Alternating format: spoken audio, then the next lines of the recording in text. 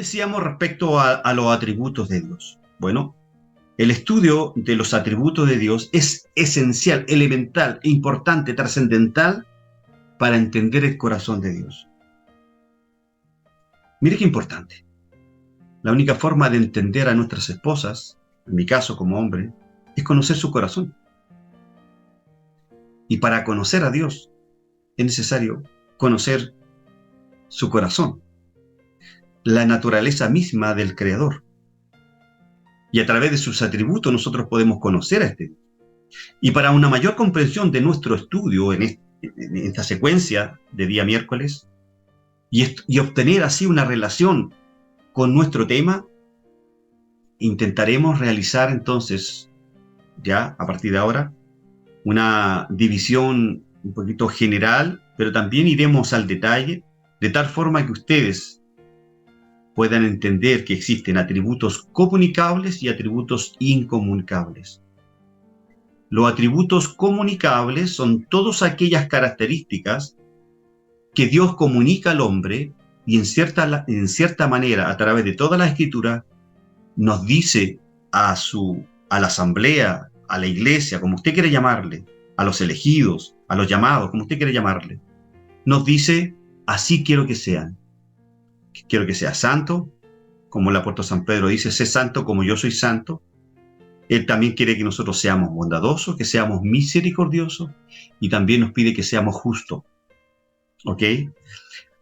Y los atributos incomunicables, entonces, son aquellas características o aquellos caracteres, aquella personalidad, aquel ente de Dios que solo son parte de Él y no los comunica al hombre.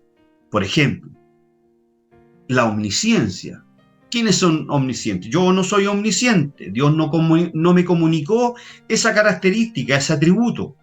Sí me dice que yo tengo que aprender lo que es la omnisciencia. Sí me dice que yo tengo que aprender lo que es la omnipotencia, su soberanía, su aseidad y todo lo que vamos a ir viendo respecto a lo que es los atributos incomunicables. Entonces, la comprensión de los atributos de Dios será entonces una herramienta para saber más acerca de su naturaleza y por ende, conocer su corazón. Y así, hermanos, amados, estimados amigos, amigas, estimados estudiantes, ¿cierto? Así disfrutar de su esencia, permitiéndonos, acercándonos a Él con confianza. Y son los atributos divinos esenciales. Cada uno revela algún aspecto del ser de Dios. Y decíamos la semana pasada algo súper importante. A través de los atributos de Dios podemos entender todas las demás doctrinas. Por eso es que en toda la teología sistemática, primero está el pecado, porque de esa manera me conozco qué tan perverso soy, qué tan alejado soy de Dios.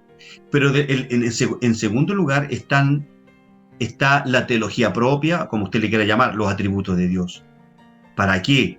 Para que el resto de las doctrinas yo las pueda entender a partir de mi incapacidad, ¿cierto? Que el pecado me tenía atado y que aún vive en cierta manera esos pecados residuales en mí, pero también que ese Dios maravilloso que me libertó del pecado me permite hoy tener una comunión permanente con Él y me permite estar seguro, ¿cierto?, de todas las demás doctrinas.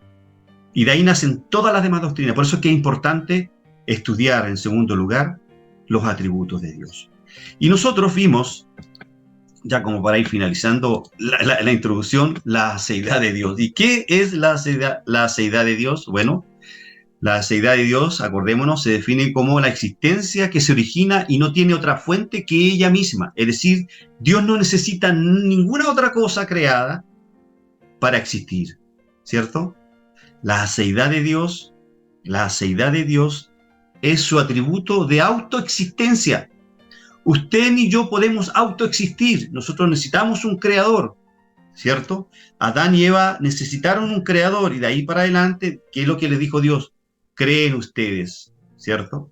Entonces, cuando nos referimos a la aceidad de Dios, estamos afirmando que Él siempre, siempre ha existido y que Él en sí mismo no tiene ningún creador. También es el creador de todo lo que existe y por lo tanto es la fuente de la que sustentan todas las demás cosas creadas. Eso es lo que es la aceidad. Por lo tanto, al reconocer la aceidad de Dios, también sabemos que Él tiene completa autonomía, es libre, es soberano, es autónomo, sobre todo, como dice Isaías 46, porque yo soy Dios y no hay otro Dios y nada hay semejante a mí, que anuncio lo que está por venir desde el principio y desde la antigüedad, lo que aún no era hecho. ¿Qué digo? Dice Isaías. Mi consejo permanecerá y haré todo lo que quiero, dice Isaías 46.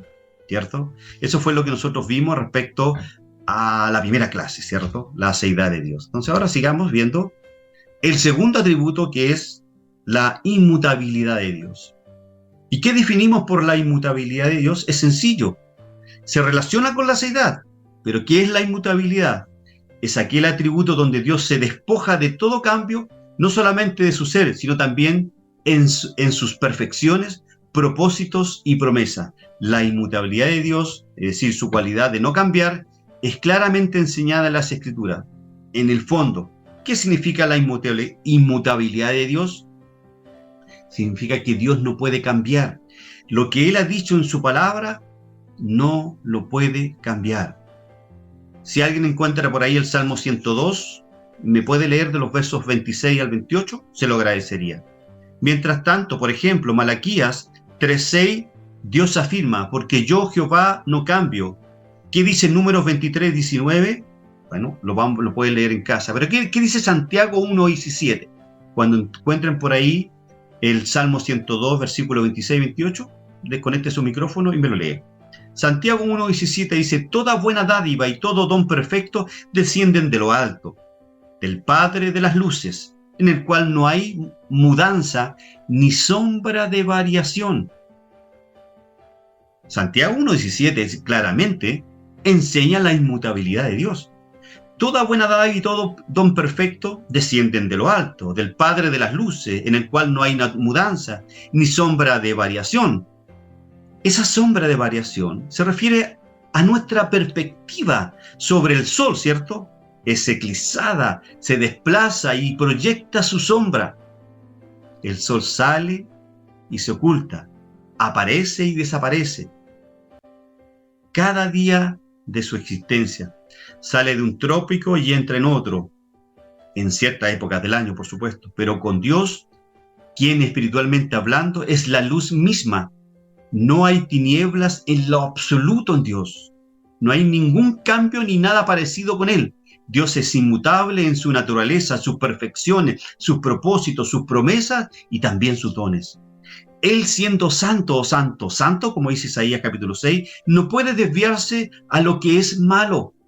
Por lo tanto, Dios no es el autor del pecado, no es el autor del mal, pero sí usa el mal con algún propósito.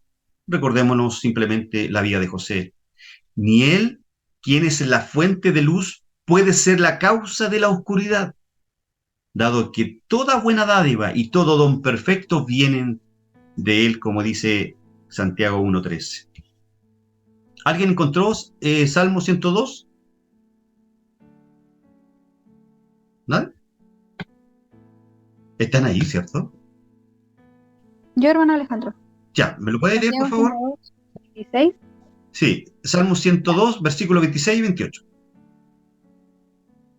Ya, el 26 dice, ellos perecerán, mas tú permanecerás, y todos ellos como una vestidura se envejecerán.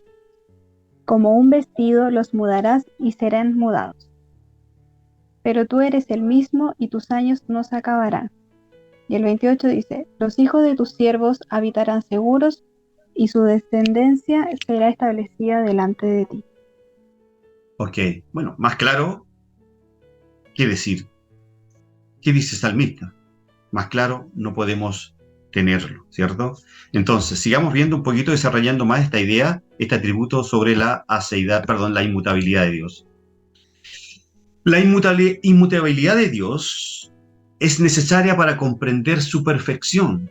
Ser inmutable es ser siempre el mismo, sin experimentar ningún tipo de cambio o mutación. No cambia ni Dios ni sus designios. Esta inmutabilidad de Dios claramente se evidencia en la Sagrada Escritura, que fue el texto que nos leyó nuestra hermana Constanza. Dios siempre es el mismo, hermanos. Él siempre ama la virtud, Él siempre perdona al pecador arrepentido. El hombre es el que cambia, pero Dios no. Dios es amor y Dios no cambia. Desde el principio ha manifestado su esencia de amor y seguirá siendo amor para siempre. Es un motivo de gran gozo saber que Él no cambia. Conocer este atributo de inmutabilidad o de inmutable será para usted y para mí motivo de seguridad en un Dios que no cambia. En el corazón de Dios no se encuentra la duda. Nosotros somos los que dudamos. Nosotros dudamos si vamos el domingo o no a la iglesia. Nosotros dudamos si hacemos algo bien o algo mal. Nosotros dudamos.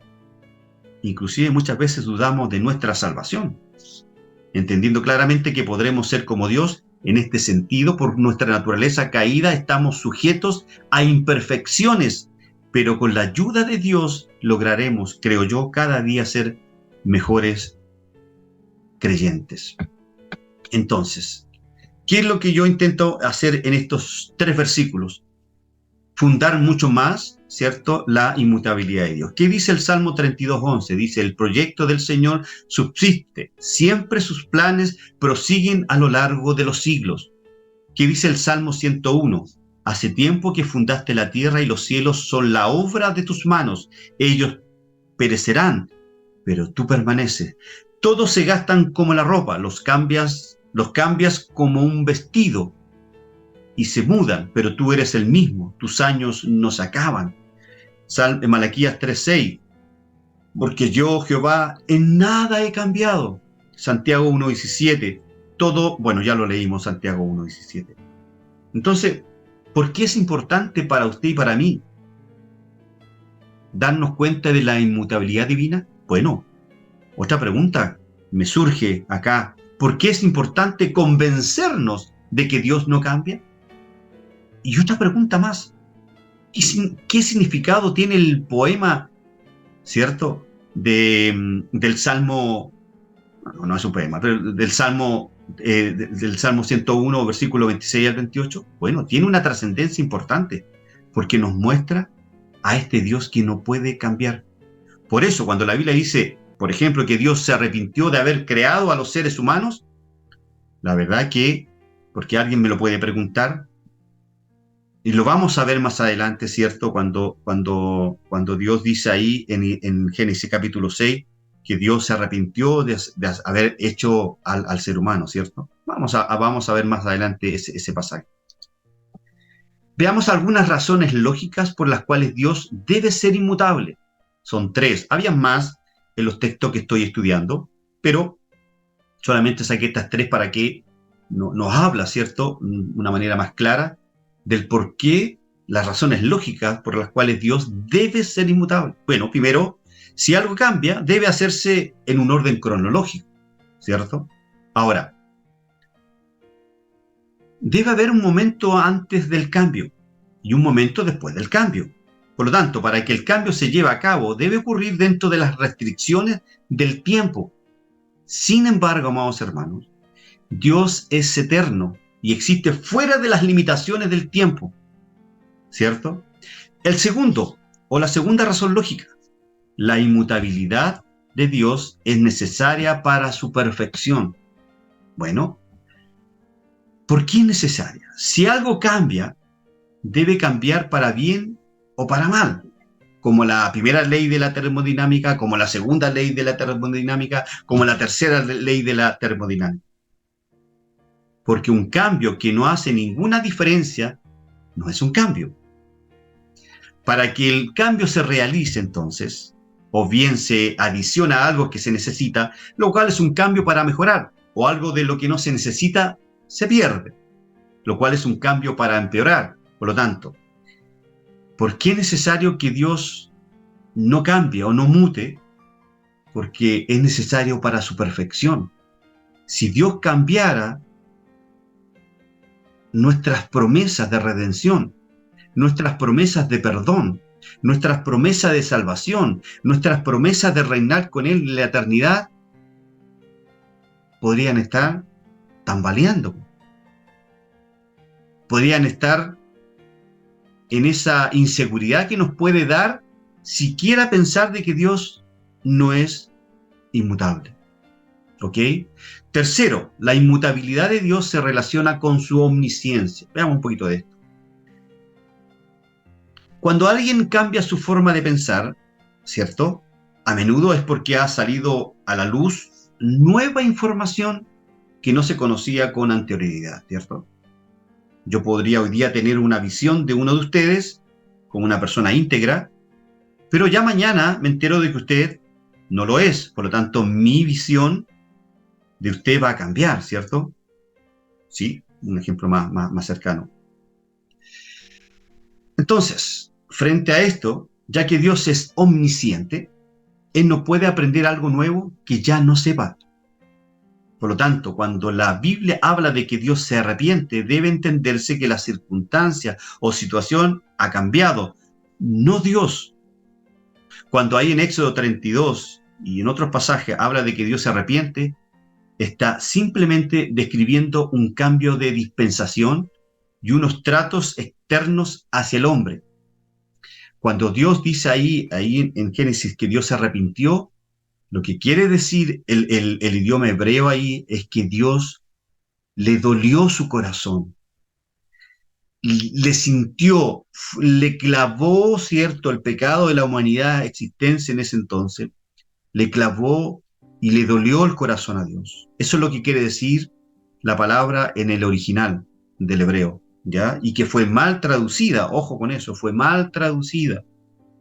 Las nuevas versiones son mucho más claras, que no pueden, me olvidé poner algunos ejemplos. Pero cuando la Biblia dice que Dios se arrepintió, ojo con eso. La respuesta que usted y yo debemos dar a alguien que no es creyente y nos dice que Dios no es inmutable, que Dios puede cambiar, y le muestra ese pasaje, usted debe decirle no. Dios no se arrepienta. Lo que pasó ahí es que le dolió tanto en el corazón de Dios que Dios se compugió, Dios lloró. Y por eso dice que se arrepintió de haber hecho al hombre. ¿Ok? Continuemos. ¿Dios es el mismo en el Antiguo Testamento, en el Nuevo Testamento y en la actualidad? Dios ha permanecido, ¿cierto?, incólume durante toda la existencia que tenemos como tierra, como nación, como seres humanos. Bueno, no nos confundamos. El Dios del Antiguo Testamento no es un Dios castigador, como suelen escucharse en algunos círculos cristianos. Y es más, acordémonos lo que hemos estudiado un poquito más, lo que nos enseñó nuestro pastor Juvenal, siglo III, aparece un personaje llamado Marción, donde Marción, ¿cierto?, él decía que el Dios del Antiguo Testamento era un Dios cruel, un Dios castigador. Y Marción decía que el Dios del Nuevo Testamento, llamado Cristo, ese era el que a él le agradaba, porque era un Dios lleno de amor. Y por eso que él hizo una Biblia distinta a la que nosotros tenemos como Nuevo Testamento, ¿ya? Él seccionó todo el Antiguo Testamento. Entonces, ¿qué nos dice entonces respecto a esto San Juan? Dice que Dios es amor y Dios no cambia. Dios desde siempre ha sido amor, es amor y seguirá siendo amor para siempre.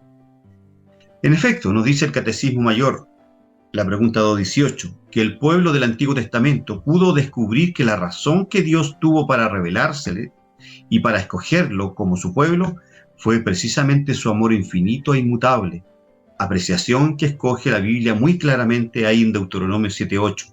Te he elegido por el amor que te tiene y para cumplir el juramento hecho a tus padres, que dice Deuteronomio 4:37, porque amaba a tus padres, que dice Deuteronomio 10:15, solo con tus padres estableció Jehová lazos de amor. Si estos enunciados de amor del libro de Deuteronomio fueran insuficientes para convencernos, a usted y a mí, que Dios es amor siempre, ¿qué decir de la clemencia y la misericordia de Jehová, quien no cesó de salvar al pueblo de Israel a pesar de sus repetidas infidelidades y reclamos? ¿Y qué decir de las declaraciones de amor que Dios, como esposo fidelísimo, hace a su esposa infiel, a su pueblo en cierta manera, prefigurado en su iglesia, a través de uno de sus profetas?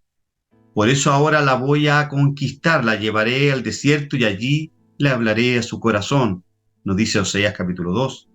Y allí ella me responderá como cuando era joven. Aquel día, dice Jehová, ya no me llamarás más Señor mío, sino que me dirás esposo mío.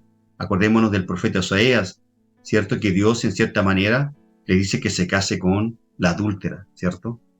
Yo te desposaré con mutua fidelidad y conocerás quién es Jehová, nos dice el versículo 23 del capítulo 2 de Oseas. Por lo tanto, Dios es el mismo en el Antiguo Testamento, en el Nuevo Testamento y en la actualidad. Bueno, respondemos un tremendo sí. Dios es el mismo antes, el mismo amor que Dios ejerció, la misma ira que Dios ejerció en el Antiguo Testamento, la misma idea de salvación que está en el Antiguo Testamento, es la misma del Nuevo Testamento. Ojo, hay algunos que no saben esto. ¿Cuál es la forma en que el pueblo del Antiguo Testamento se salvó? No fue por observar los mandamientos, no fue por observar, ¿cierto?, el ritualismo que exigía la ley. ¿Alguien me puede decir cómo fueron salvados los santos del Antiguo Testamento? Por tener la esperanza en Cristo, en el Salvador. ¿La esperanza solamente o por creer en el Mesías que iba a venir? Es lo mismo, la esperanza, creer en el Salvador que iba a venir, en un Salvador, en un Redentor para Israel, y no en las leyes. Exactamente. Bueno, eso es así. ¿Cómo se salvaron los santos del Antiguo Testamento? Como decía nuestro pastor Juvenal, se salvaron creyendo en el Mesías que iba a venir. La misma idea trae el Nuevo Testamento respecto a nosotros, ahora que nosotros estamos en la actualidad. Espérame un segundo. Ahora que nosotros estamos en la actualidad, nosotros ahora creemos en el Mesías que ya vino. Por lo tanto, la inmutabilidad de Dios nos hace ver esta dinámica de que Dios es el mismo en el Antiguo Testamento, en el Nuevo Testamento, y hoy en la actualidad es el mismo. ¿Okay? Entonces, ¿quién es Jehová? El mismo Dios de ayer, de hoy y de siempre, el Dios que es amor y que es todo lo demás que es, con todos sus atributos, y que es así, tanto en el Antiguo como en el Nuevo Testamento, como hoy y como siempre, para toda eternidad. Dios no se muda. Dice bien Santa Teresa de Jesús, Dios es siempre el mismo. He allí la inmutabilidad de Dios. Y para la próxima clase tenemos la infinidad de Dios. Es otro de los atributos que nosotros vamos a ver el próximo miércoles ya. Bien, voy a dejar de compartir para escuchar preguntas y comentarios.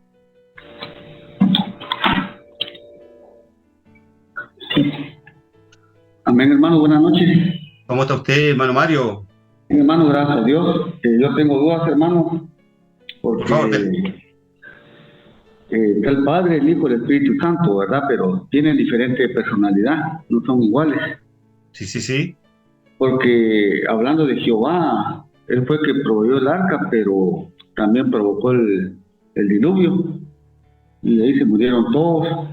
También el concepto que tiene Jehová de una persona, un niño malcriado, ¿verdad? O una persona mala, decía que lo sacaran, que lo apedrearan, para que se acabara el mal en la comunidad. Y si los padres lo alcahueteaban, también tenían que morir así apedreados. miramos el ejemplo de Ismael, va como escogió Ismael y no no, ese es Isaac y está Esaú. Ahí lo que miramos es la soberanía de Jehová, pero a veces miramos como uno quisiera ver que de amoroso, pero también tiene carácter Jehová. Y ahorita es diferente porque estamos en el tiempo de la gracia, hermano. Ahí donde tengo dudas, es diferente la personalidad de Cristo de la de Jehová, o yo estoy confundido, hermano. Pero puntualmente, ¿cuál es la pregunta? El Dios del Antiguo Testamento. Dios es puro amor, que no ha cambiado, pero amoroso solo para el pueblo de Israel, y a los demás no muestra ese amor así como el pueblo de Israel. O sea, porque ellos así como mató a la gente en el diluvio. A ver si logro entender su pregunta. La pregunta, hermano Mario, es si el Dios del Antiguo Testamento, que evidentemente las escrituras del Antiguo Testamento nos muestran a un Dios que es un Dios abrazador, un Dios castigador, un Dios en cierta manera que demuestra su ira, ¿cierto? Versus el Dios del Nuevo Testamento en Jesús, que aparentemente es un Dios de puro amor, de pura gracia, ¿cierto? Sí. Esa es la pregunta. Bueno. Sí. Yo creo que ahí hay una mirada un poquito errada, hermano Mario, del carácter de Dios, porque la ira de Dios, hermano querido, se muestra desde Génesis a Apocalipsis. Hermano, mire, piense un minuto esto. ¿Cómo nosotros nos vamos a creer en un Dios de ira, pero también en un Dios de gracia, solamente en el huerto del Edén? ¿Qué posibilidad tenía Adán y Eva después que ofendieron la santidad de Dios? ¿Qué posibilidad tenían de seguir vivos?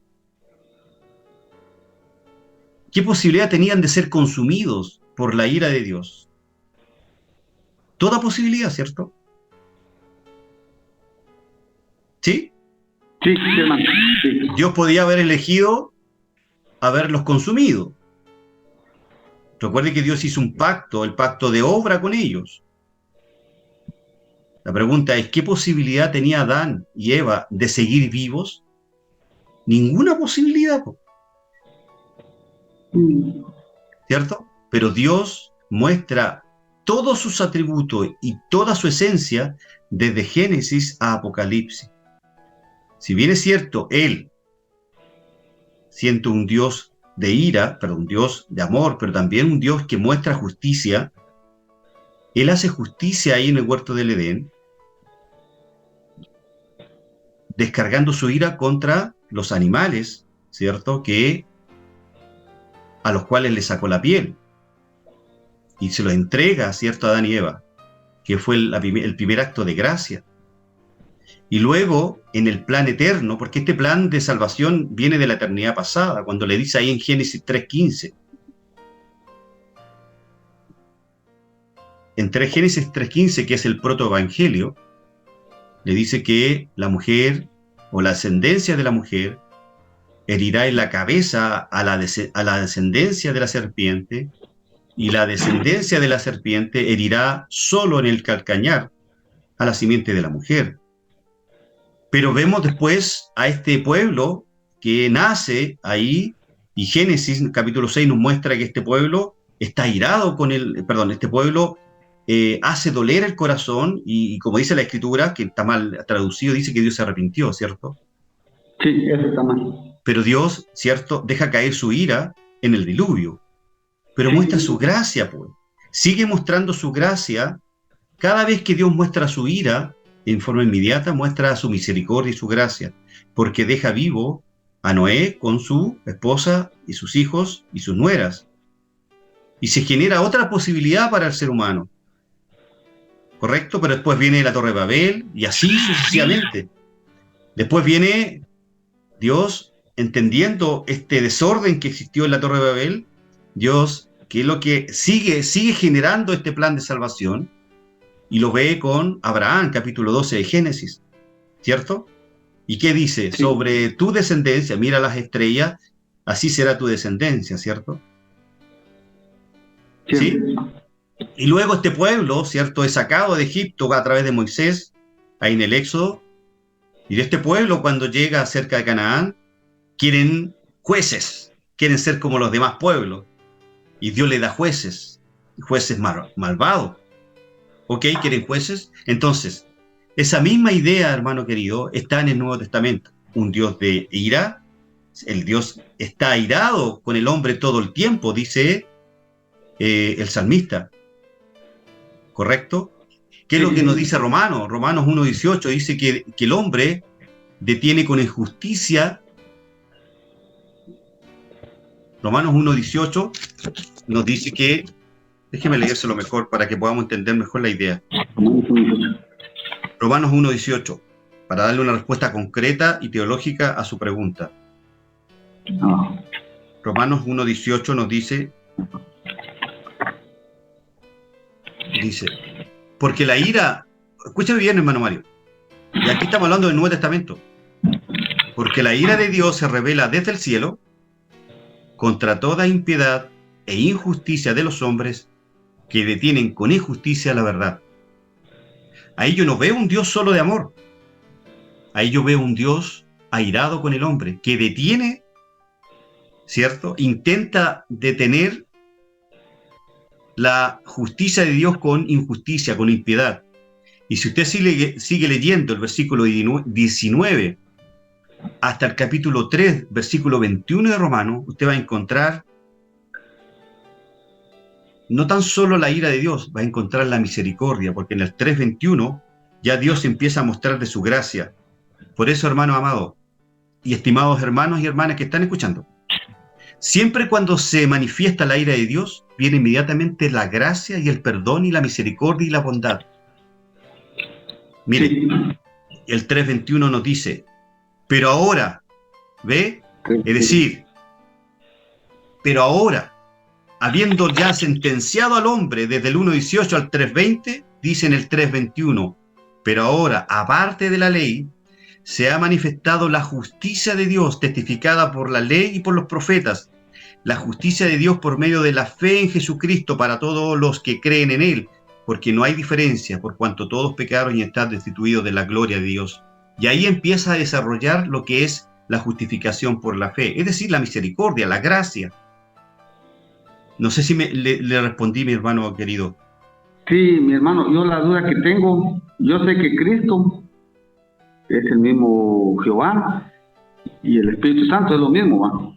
Pero bueno, yo tenía el carácter de Jehová antes del tiempo de la gracia, o sea que tiene otro carácter o es el mismo así como Cristo, como que estamos abusando, muchas personas abusan de la gracia y no conocen el carácter de Dios, ¿va? O sea, eso voy, que no piensan que Dios es así, todo el amor, que todo lo deja pasar por ignorar cómo es Dios en realidad. Ya, ahora entendí un poquito más su pregunta. Sí, algo así, hermano, eso le quiero. Sí, lo que pasa, hermano Mario, es que el que una iglesia local no entienda que Dios no es tan solo un Dios de amor, sino que un Dios que manifiesta todo su carácter y toda su ira cuando el pecado es manifestado, no es entender la cruz. En la cruz de Cristo, si esto no es enseñado en las iglesias locales, si en la cruz de Cristo no entendemos que está desarrollado la ira completa de Dios, no entendemos el Evangelio. Y eso debe ser enseñado en todas las iglesias locales. Se lo voy a tratar de explicar. Así es, hermano. Sí, así es. Cuando Cristo estaba en la cruz, hermano Mario, no recibió el amor de su Padre. Lo dejó solo. Ya recibió el castigo, la ira. Era para nosotros. Recibió toda la fuerza de su ira contra su Hijo Jesús. ¿Cierto? Fue Cristo el que recibió en el madero de la cruz la ira por los pecados de la humanidad. Y por eso es que Jesús, ya al expirar, él dice, Elí, Elí, sabachthani, ¿cierto? Que significa, Padre, Padre, ¿por qué me has desamparado? Entonces, el desarrollo teológico de la ira, la gracia, la misericordia y el amor están manifestados desde Génesis 1:1 hasta Apocalipsis capítulo 22. Lo que pasa es que, entendiendo que hay algunas iglesias que solo desarrollan una sola parte del carácter de Dios, que es el amor y solo el amor, bueno, ya es un problema de ese pastor, de ese maestro que está en esa iglesia. Por lo pronto nosotros, gracias al Señor, gracias a la visión que tiene nuestro pastor Jorge, ¿cierto? Nosotros enseñamos estas dimensiones, todas las dimensiones de Dios. En la dimensión del amor, que es importante, la dimensión de la ira, la dimensión de la gracia, de la misericordia, la dimensión de la bondad de Dios. No sé si ahora le respondí, hermano Mario. Sí, mi hermano, ahí estoy bien. No podía hacer mi pregunta, pero ahí estamos, hermano. Ahora sí, entendí. Toda pregunta edifica, toda pregunta nos aclara más este carácter de Dios. Pastor Juvenal, por favor. Sí, hola, buenas noches. Tengo mi compu malo, así que salgo por el audio del teléfono de Miriam. Estamos aquí los dos en clase, fascinados. Esta es una de las materias más apasionantes que pueden existir en la teología, en la teología propia, porque estudiamos a Dios nos salimos de nuestra subjetividad, de nuestra propia interpretación, pues somos amadores de nosotros, nos amamos nosotros y amamos nuestras propias conclusiones, nuestras propias filosofías, nuestra formación imperfecta, como lo acaban de decir ustedes, la amamos nuestros errores. Entonces nos encanta, en base a todo eso, formarnos un Dios de juguete, un peluche, un diosito bonito, todo. Y cuando nosotros nos vamos a las escrituras, nos vemos a un Dios que es, como lo decía usted, hermano Alejandro, es incomprensible, ¿cierto? Es insondable, dice el salmista. Es una cosa que lo finito es incapaz de comprender. Entonces empezamos a sustraernos de nuestra subjetividad. Entonces Dios no era así. Y empezamos a encontrar incluso ofensivo a Dios. Los atributos de Dios son 100% todos juntos. 100% todos juntos. No es que Dios es un poquito amor y que después... Yo he escuchado a pastores decir que los atributos de Dios son múltiples y que entre ellos se complementan y que equilibran a Dios. La pregunta que hacía nuestro hermano Mario aquí, magistralmente responde en unos minutos el hermano Alejandro, que es todo un contenido, lo explica así. Adán y Eva debieron haber sido fulminados automáticamente, pero no, ahí siguieron vivos. Es ira y es gracia. Y Cristo en la cruz cargó toda la maldición, toda la rabia, la ira de Dios. O sea, el mismo Dios que decía a los niños, sacrifíquenlo en el Antiguo Testamento, es el mismo Dios que pulverizó a Cristo en la cruz. Entonces, es apasionante esto. Yo felicito a todos los que están presentes, y acá, hermano Alejandro, servidores están prácticamente todos. Siempre insistir en esto. Autoinvestigación, vamos más allá de lo que diga el hermano Alejandro, leamos literatura, leamos libros, investiguemos de este tema, porque de aquí en adelante, todas las doctrinas que sean enseñadas de aquí en adelante en teología van a depender nuestra vida de fe, nuestra relación con Dios, nuestra oración, nuestro caminar en el Evangelio va a depender de qué Dios nosotros conocemos. ¿Por medio de qué? De la Escritura. No al Dios que yo me he inventado, ni al Dios que me han predicado en los púlpitos equivocadamente. El Dios que está revelado en la Escritura. Es elemental, fundamental, que esta materia sea, ojalá, comprendida en su mayor cabalidad.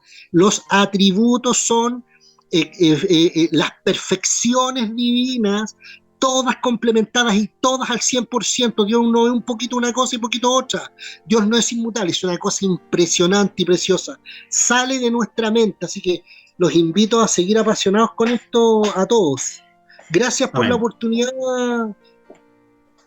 Ok, hermano. gracias a usted por su intervención y su explicación a estos temas que son elementales. Bien, ¿alguna pregunta o algún otro comentario? Mana Jocelyn y su amado esposo. ¿Comentarios y preguntas o preguntas? No, hermano Alejandro, no tenemos ninguna pregunta y tampoco ningún comentario. Perfecto, muchas gracias. Gracias por estar este día miércoles con nosotros. Hermano iPhone, ¿alguna pregunta o algún comentario? Hermano iPhone. Bueno, hermana Ada, ¿está usted ahí, cierto? ¿En el iPhone? ¿O sí? ¿O está la Dorca? ¿Dorca, estás ahí? Bueno. Hermano Alejandro, creo que soy yo, no sé. Ah, hermano Juan, perdón, perdón, pensé que era Dorca. También, cierto, aparece, cuando ella se conecta, aparece como iPhone, ¿ya? Disculpa, No sé, Juan. el nombre parece. Sí, no aparece. Pero no importa, no importa. ¿Alguna pregunta, algún comentario? No tengo ninguna pregunta, hermano Alejandro, en esta oportunidad. Y Perfecto. comentario, no, tampoco. Perfecto. Gracias. Perfecto. Ok, es importante. Constanza, ¿alguna pregunta, algún comentario? No, ninguna. Muchas gracias por la clase solamente. Ok. Hermano Mario, lo mismo, ¿algún comentario, alguna pregunta, aparte de la que ya hizo? Sí, mi hermano, mire, no es con mala intención, solo tengo dudas. Por favor, dele. Donde dijo el hermano, se salvaron creyendo en el Mesías que iba a Sí. venir, hablando lo del Antiguo Testamento. Pero Sí, yo sí. había, donde dice David, donde habla de mi Señor, pero él no sabía del Mesías, solo hablaba de mi Señor, le dijo a mi Señor, a mi Rey, yo tengo eso apuntado, o mi Señor, o sea, él no sabía del nacimiento del Mesías, lo que usted estaba explicando, ¿verdad? Que de los profetas solo miraban un pico a la montaña, el otro pico, y lo de en medio no sabían. ¿Cómo es eso, mi hermano, que se salvaron creyendo en el Mesías que iba a venir? Hebreos capítulo 4 nos habla de los héroes de la fe, ¿cierto? Sí, mi hermano. Capítulo 4, ¿es cierto? ¿Me Hebreos confirma? 4, sí. Ya. Y ahí menciona a todos los héroes de la fe. 11. Hebreos 11. Hebreos 11, perdón. Por eso quería que me lo confirmaran. Hebreos capítulo 11 nos habla, ¿cierto?, de los héroes de la fe. Sí. Entonces, dentro de la soteriología, cuando uno estudia esta doctrina de la soteriología, uno llega a la conclusión, ¿cierto? O el teólogo llega a la conclusión de que la única forma de que el hombre se salve es a través de la fe. Por medio de la fe, ¿cierto? Nosotros recibimos ese regalo que es la gracia divina que nos permite, ¿cierto?, llegar a Cristo, ¿correcto? ¿Sí? Sí. ¿Cuántas formas entonces de salvarse tiene el hombre? Solo es por Cristo. Solo por Cristo, ¿cierto? Entonces la pregunta es, los santos del Antiguo Testamento, esos héroes de la fe del capítulo 11 de Hebreo, ¿cómo se salvaron? ¿Existió un método distinto al Nuevo Testamento? No puede haber método distinto. No. Ellos se salvaron creyendo que iba a venir un Mesías, el Mesías que estaba prometido, ¿cierto?, desde Génesis en adelante, ¿ya? No vamos a entrar en mayor detalle, ¿ya? Si quiere, tal vez en otra oportunidad podemos explicar más extensamente esto. Les puedo mandar algún ensayo para que usted lo pueda leer ahí en su casa. Pero esta es la idea central. Sí. La forma de recibir el regalo de la salvación es a través de creyendo en el Mesías que ya vino. Acuérdense lo que Nicodemo le dijo a Jesús. ¿Se acuerda ahí en Juan 3:3? Le dijo, pero ¿cómo nacer de nuevo? ¿Cómo tengo que nacer de nuevo? Le dice Nicodemo a Jesús. Y Jesús, ¿qué le dice? Calmadamente le dice, hey Nicodemo, para nacer de nuevo no tienes que entrar al vientre de tu madre, sino que tienes que nacer del Espíritu. Entonces, ya ahí entramos a desarrollar un poco más la idea de la salvación, entendiendo que primero hay que nacer de nuevo. ¿Y cómo nacemos de nuevo? Pero también entendiendo que el hombre es un ser pecador y que está apartado de Dios.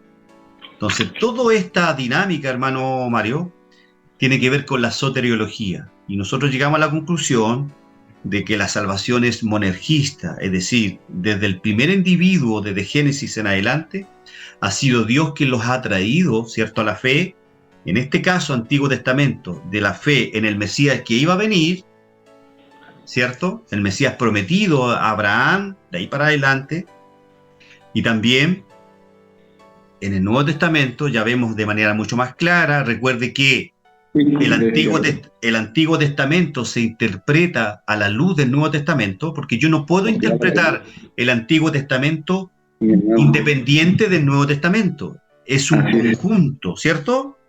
Sí, mi hermano. Sí, entonces, los santos del Nuevo Testamento, ¿cierto?, son salvados o tienen su salvación porque creyeron en el Mesías que estuvo con ellos, ¿correcto? Entonces, ¿cómo nos salvamos nosotros ahora en este tiempo? ¿Cómo se salva la humanidad?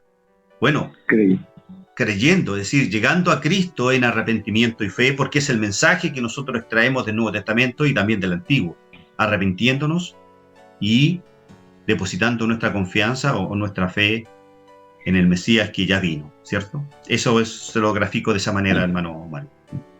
Sí, hermano, como ahorita entendí, como primero fue la revelación general, ¿verdad? Donde todos saben de que hay un Dios, porque hasta se traen el ADN, miraban el sol, las estrellas, la creación. Después vino la revelación especial, donde Dios ya habló, primero con Adán, después fue hablando, y esa es la revelación especial y era suficiente lo que había de escritura en el tiempo de Dios para salvarse, y nosotros ahora tenemos el canon completo, tenemos más información que lo que tenía David, lo que tenía Moisés. Ya estamos más rayados, se puede decir ahí.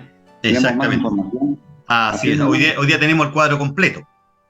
Sí, hoy día tenemos el cuadro completo, ¿cierto? Cuando queda establecido el canon del Antiguo Testamento, está la mitad de la pintura, del cuadro. De hecho, los discípulos solamente veían la mitad del cuadro. Entonces, cuando ellos terminaron de escribir, ¿ya? Y la iglesia primitiva, siglo segundo, tercero y cuarto, hasta nosotros, ahora nosotros vemos el panorama completo. Tenemos ese privilegio de tener esa revelación especial. Y nosotros vemos y analizamos en esos 66 libros que la salvación solo es a través de Cristo. Amén. ¿Ok? Bien. Continuamos entonces. Gracias, hermano Mario. Siempre su aporte y sus preguntas nos hacen crecer y nos edifican a todos, ¿ok? Y aprendemos todo. Muchas gracias, muchas gracias. Un saludo ahí para su esposa y su hija, que me imagino que están ahí al lado suyo. Sí, gracias, hermano. Así que Guatemala se hizo presente. Hermana Ninosca, ¿preguntas o comentarios sobre la clase? No, ninguna, hermano. Muchas gracias. Lo encontré buena. Perfecto, gracias. ¿Cómo está tu hija, Ninosca? Está mejor. Hoy ya tenía hambre, así que ya con eso yo sé que ya está bien. Sí, un niño cuando no come, uno ahí se complica, porque sabemos que hay algo que ahí que está obstaculizando el deseo de alimentarse. Sí, gracias. Ya, ok, gracias a ti. Aprovecho de darle las gracias por sus oraciones. Yo puse en el grupo de oración el día antes de ayer por un primo que le encontraron cáncer hace 5 días, fulminante, le dieron 3 días de vida. Lo operaron, abrieron su estómago y el médico dijo, aquí no hay nada que hacer. Y encomiéndense al de arriba, le dijo a su hermano, que es mi primo, su hermano mayor. Y él, bueno, yo supe por los primos del sur, de ahí de Colchagua, y como saben que yo soy cristiano, me pidieron que oráramos, hicimos una cadena de oración. Y también les pedí a ustedes, como nos pedía a nuestra iglesia local, ¿cierto?, a este maravilloso grupo de oración que se junta los días lunes, que pudieran estar orando también por mi primo. Y gracias al Señor, Dios hoy día ya salió de su inconsciencia, lo desentubaron y está por lo menos consciente. Ya el médico dice, wow, hay un milagro acá, en el fondo. Así que solamente sabemos que Dios es el que se glorifica en estos eventos que son, sin lugar a dudas, son sobrenaturales. Muchas gracias. Bien, Pastor Jorge, por favor, despídanos en oración o algún comentario que usted nos quiera hacer y nos quiera recomendar como pastor de la iglesia local. Sí, hay un libro muy bueno, se llama Los atributos de Dios. No recuerdo el apellido es Pink, no me acuerdo Sí. me A.W. parece que Pink. me parece que usted lo subió Sí. también al grupo. Creo que ahí nos Exacto. va a ayudar bastante a poder comprender aún más todavía este tiempo que vamos a estar viendo los atributos. Conociendo los Así es. atributos, vamos a conocer al Dios de la Biblia. Por Amén. eso es importante esta clase. No se olvide invitar a alguien, no se haga ningún problema si quiere invitar a alguien para que pueda también participar, va a ser muy, muy bienvenido. Vamos a orar al Señor.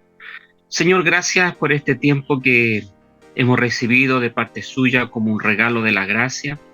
Gracias por este tiempo que hemos tenido, Señor, de conocer un poco más acerca del Dios verdadero, ese Dios que se presenta y se revela a través de su palabra, Señor. Que aprendamos, oh Dios, a amarle por lo que usted es, no por lo que quizás pensemos, no quizás por lo que deseemos, sino por lo que usted realmente es, nuestro Padre, nuestro Redentor, nuestro Salvador. Pedimos que bendiga a cada uno de sus hijos, Señor, y que en nuestro corazón día a día, Señor, nazca el buen deseo de querer seguir aprendiendo acerca de su palabra, Señor. Pedimos que usted nos bendiga, Señor, al retirarnos para poder ya descansar y poder recuperar fuerzas para el día de mañana, bajo su bendición, la que viene de parte de Dios Padre, Dios Hijo y Dios Espíritu Santo. Amén. Amén. Amén. Bien. Muchísimas gracias. Prendan ahí sus camaritas para que nos podamos despedir. Estaba la hermana Ada. Ahí está Dorca. Estaba la hermana Ada. Hola, hola. Está silenciada, Dorca. Está silenciada.